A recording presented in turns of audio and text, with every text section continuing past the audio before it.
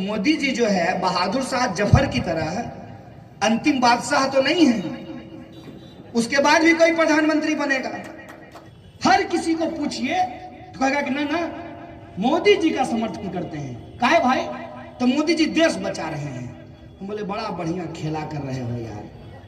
मोदी जी बोले देश नहीं बिकने दूंगा। तो बीएसएनएल जो है वो देश की कंपनी है कि विदेश की कंपनी है रे डपोर शंख? क्यों बिक रहा है बीएसएनएल? और ये क्या होता है कि गाड़ी का आप टायर निकाल के बेच दीजिए, आईना खोल के बेच दीजिए, इंजन बेच दीजिए, अब बॉडी रखा रहेगा और कहिए देखिए कार नहीं बिकने दिए हम। आप देखिए 3 दिन पहले तक हिंदू धर्म दिल्ली में खतरे में था, अब बिहार पहुंच गया है। और वही खतरा वो विश्रामपुर चौक पे पत्थर मार करके टाल रहा था। ठीक है, ऐसा माए बाप देखे हैं कि अपना बाल बच्चा को लतियाता हो और पड़ोसी का बच्चा को गोदी में उठा करके hello darling how are you कहता है। कि बेसी लोग जब होशियार बनता है ना, बड़ा फेड़ा होता है। नया नया साइकिल सीखेगा और चलाएगा जब तो हैंडल छोड़ देगा। रे बाबू, हैंडल पकड़ने के लिए है, छोड़ने के लिए नहीं है। और छौरा सबका फ्रस्ट्रेशन तो कह नहीं सकते हैं। हर उपाय कर रहा है कि नौकरी मिल जाए, क्योंकि नौकरी पे आई लव यू टू टिका हुआ है। रात रात भर चैट कर रहा है, रिक्वेस्ट भेज रहा है, उधर से हाउ डू यू डू चल रहा है, आई लव यू टू हो गया है। अब मैरी यू तब होगा ना जब नौकरियां मिलेगा। विकास का ढोलक फट गया है। दिल्ली में विकास के मुद्दे पे चुनाव लड़ी है बीजेपी।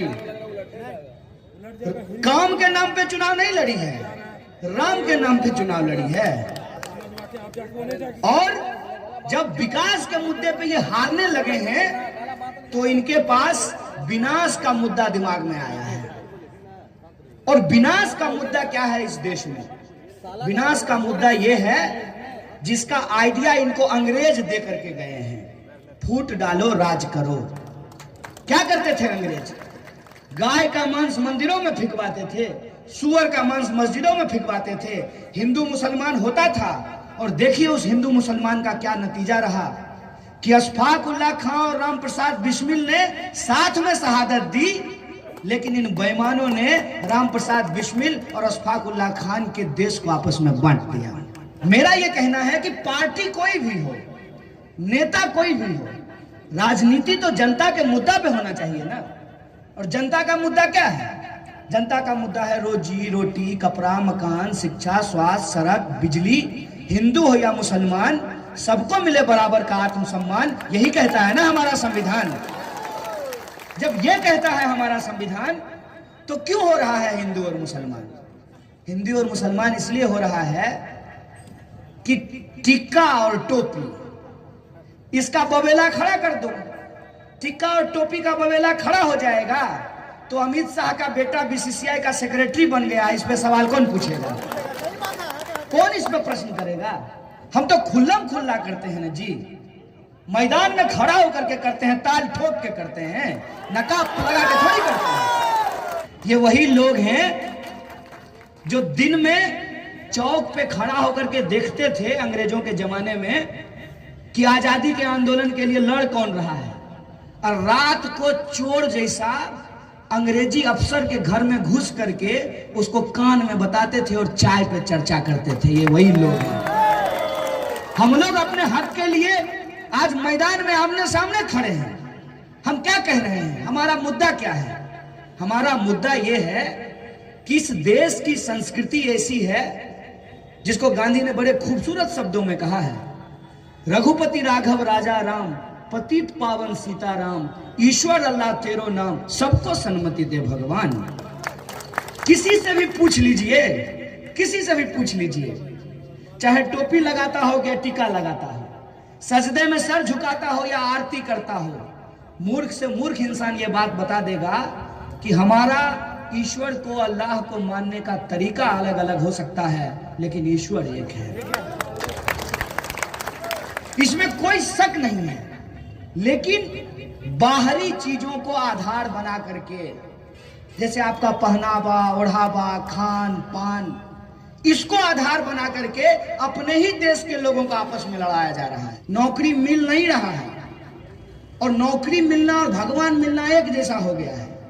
और नौकरी अगर मिल भी गया, मान लीजिए, तो सरकारी नौकरी करने वाला सब पुलिस फोर्स खड़े हैं, पेंशन इनका बंद हो गया है। मंत्री प्रधानमंत्री का पेंशन बंद नहीं होता है, लेकिन सरकारी नौकरी करने वाले सरकारी कर्मचारियों का पेंशन बंद हो गया है।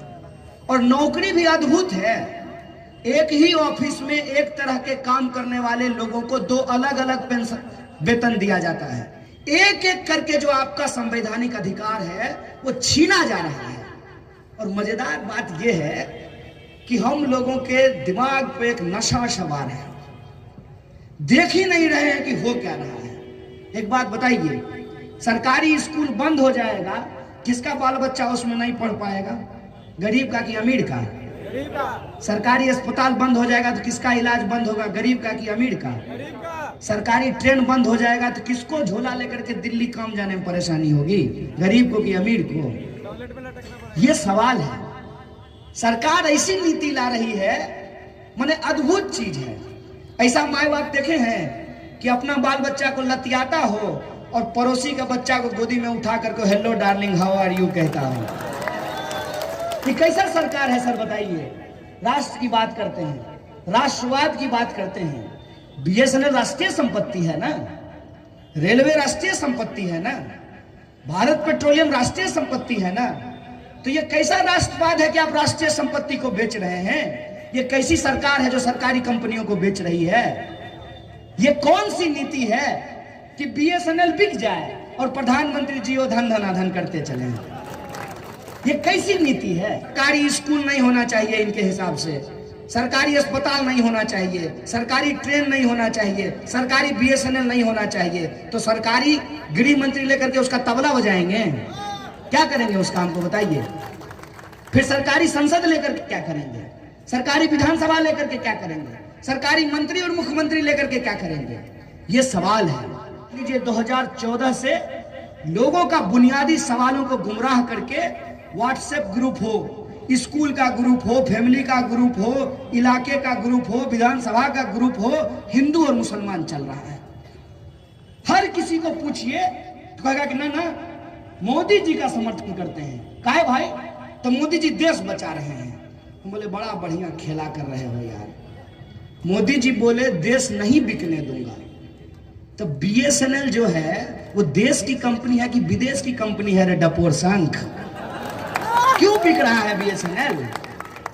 मोदी जी आपके राज्य में एलआईसी बिक रहा है तो वो देश की कंपनी है कि विदेश की कंपनी है? और ये क्या होता है कि गाड़ी का आप टायर निकाल के बेच दीजिए, आईना खोल के बेच दीजिए, इंजन बेच दीजिए, अब बॉडी रखा रहेगा और कहिए देखिए कार नहीं बिकने दिए हम। क्या मतलब है इसका? देश अंदर से खोखला हो रहा है। विकास दर आज 5% से नीचे चला गया है और बेरोजगारी 45 साल में सबसे ज्यादा हो गई है। किसानों की आत्महत्या लगातार बढ़ रही है।